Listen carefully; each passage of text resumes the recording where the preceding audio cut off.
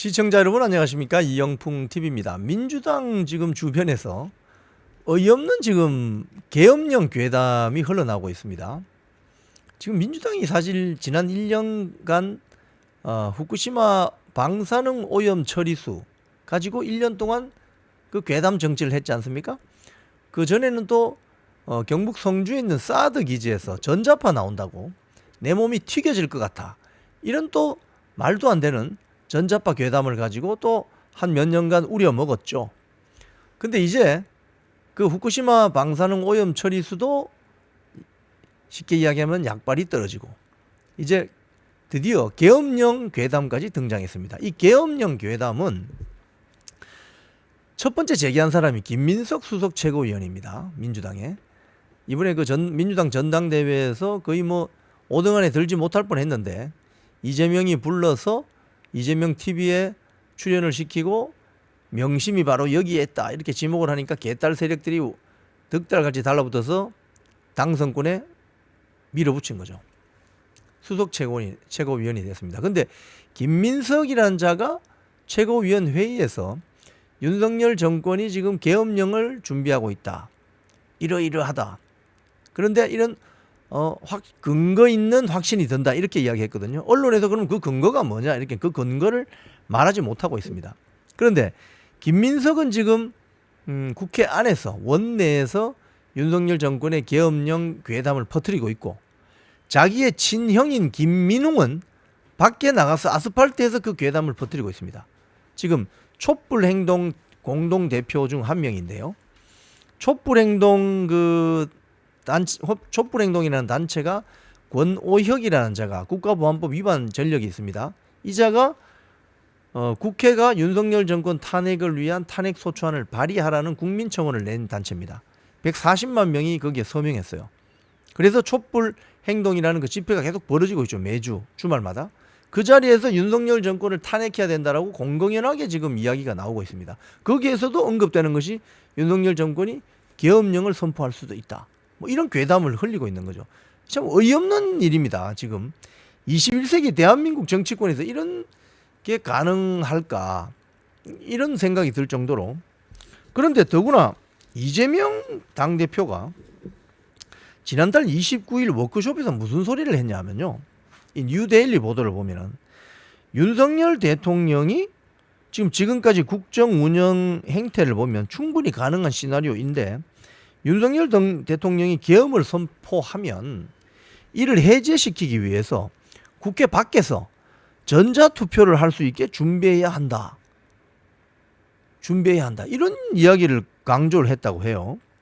자, 이제 이 이야기는 박근혜 정권 시절에 마지막에 탄핵되기 직전에 계엄령 검토 준비 문건이 있었죠.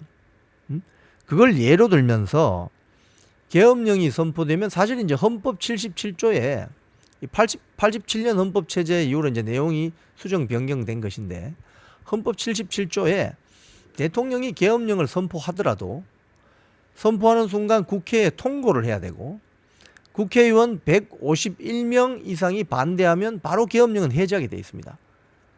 그렇게 현행법이 그렇습니다. 자, 그런데 지금 민주당 국회의원만 하면 170명이 넘잖아요. 야칠당 합치면 192명입니다. 그러니까 윤석열 대통령은 계엄령을 선포한다고 하더라도 하루 만에 그냥 선포 즉시 그냥 이거는 해제돼 버리는 이런 상황인데, 어떤 이해관계로 득실을 따지면서 계엄령을 선포하겠어요? 이게 말이 안 되는 소리죠. 자, 그런데 어떻게 지금 그 괴담을 만들고 있냐면, 박근혜 정권 탄핵 직전에 그 박근혜 정권 기무사가 마련한 그 계엄령 준비 문건을 예로 들면서 군사력을 동원해서 국회의원들을 체포한다, 국회의원들 잡아간다, 국회의원들을 체포하고 구금해서 진행할 가능성이 있다는 취지로 우려를 나타냈다는 거예요. 그래서 이를 무력화하기 위해서 171석을 보유한 민주당 국회의원들이 국회 밖에서 전자투표를 할 수 있도록 준비해야 한다.